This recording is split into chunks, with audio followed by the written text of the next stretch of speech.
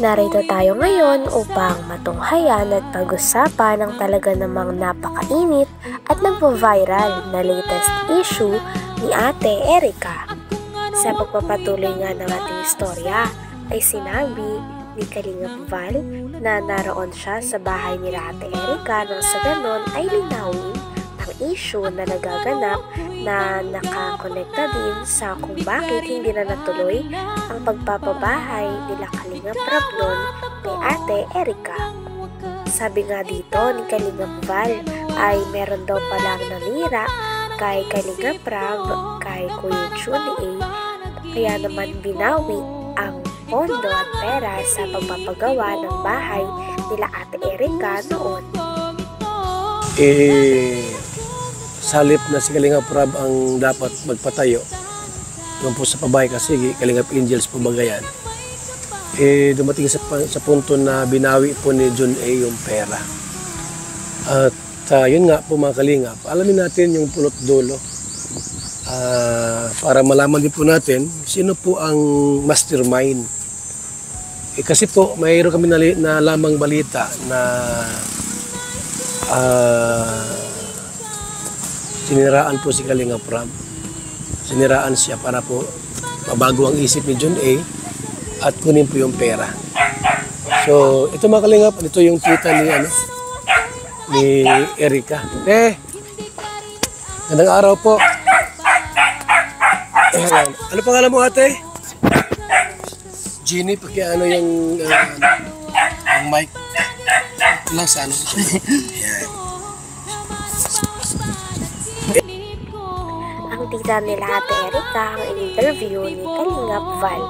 At sa interview nga na ito ay nilabas ng tita ni Ate Erica ang kanyang saloobin daw sapagkat ang tita ni Ate Erica ang nag-post ng video kaya naman nalaman nila Kalingap Val ang issue tungkol kay Ate Erica. Pinost daw ito ng tita ni Ate Erica sapagkat gusto daw nilang linisin ang kanilang pangalan lalo na ng kanyang mga papa at mama na nagpalaki kay Ate Erica sa social media sapagkat may mga kumakalat nga daw na mga paratang sa kanila katulad na lamang ng sinasabihan sila na parang mga gutom na aso at isang pitik lamang daw sa kanila ay talagang tumba na daw sila. Kaya naman nais itong linawin at linisin ang pangalan ng tita ni Ate Erica. Meron po. May asawa. Ano balak mo lahat?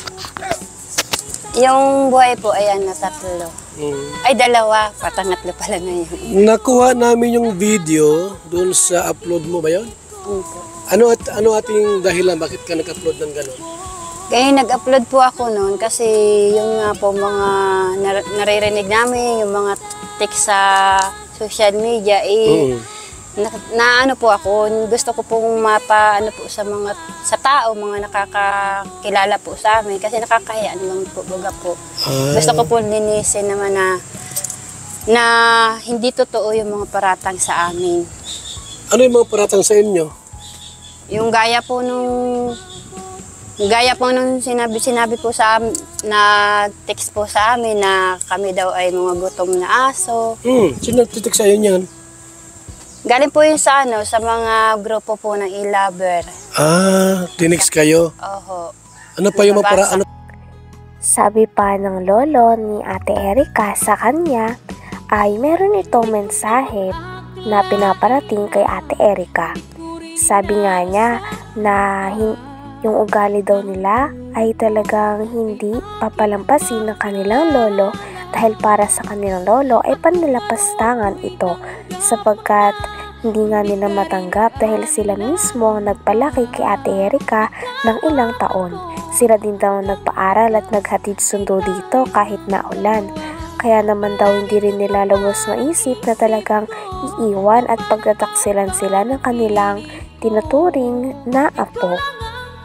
Kaya napakasama nga ng loob ng lolo ni Ate Erica sa kanila dahil nagawa nila na iwan nila ang nagpalaki at nagmalasakit sa kanila noong bata pa sila.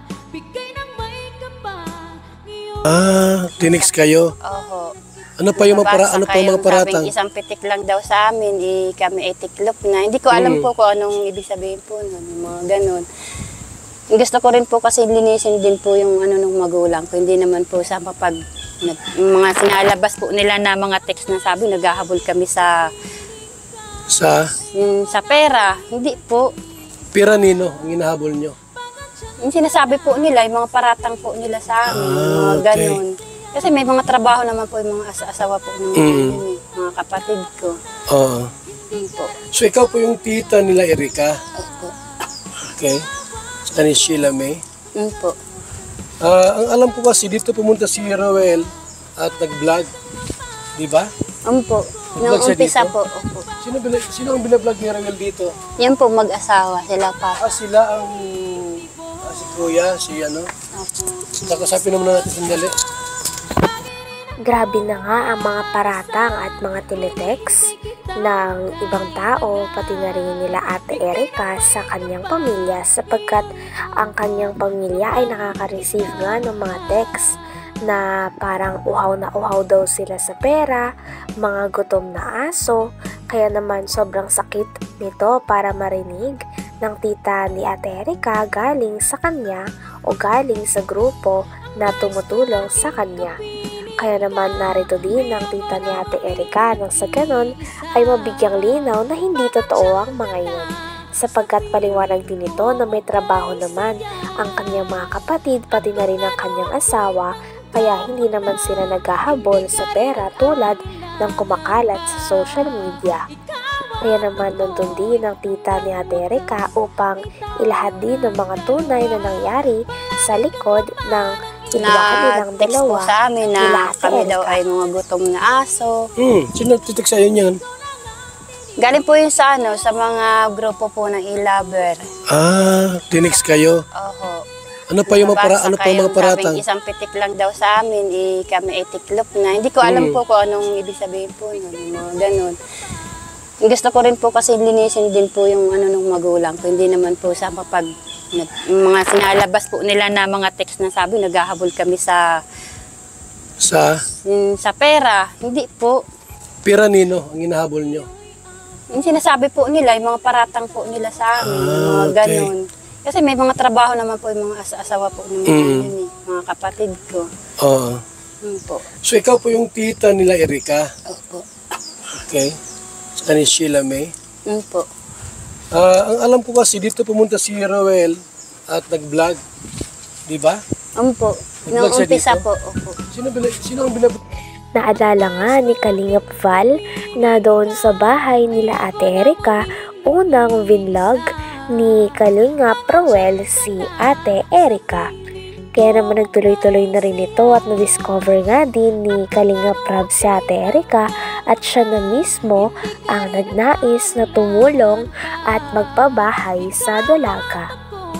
Ngunit kalaunan nga ay bigla itong nahinto at sabi nga ni Ate Erika ang dahilan nito ay dahil gusto niyang makapokus sa pag-aaral at hindi niya na rin gustong magpa-vlog.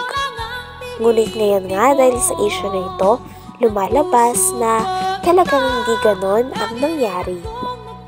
At nag-result nga ito ng hindwaan kay Ate Erika at sa kanyang pamilya. Kaya naman sobrang nagagalit at talaga namang nagtatampo ang lolo at lola ni Ate Erika sa kanya sapagkat iniwan niya ang mga ito noong natulungan siya ng isang negosyante na nagngangalan na June A.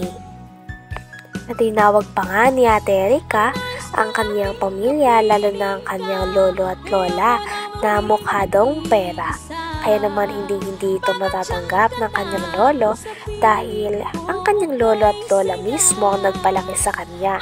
Kaya naman talagang sobrang hindi ito katanggap-tanggap sa side ng lola at lolo niya na masabihan ng ganong bagay pagkatapos silang palakihin si Ate Erika at paaralin. Hanggang dito na lamang muna ang ating istorya patungkol sa nagbabaga at talaga namang napaka-trending at nag-iinit na issue ni Ate Erika at ng kanyang pamilya. Maraming salamat sa inyong panonood. Hanggang sa muli. Bye!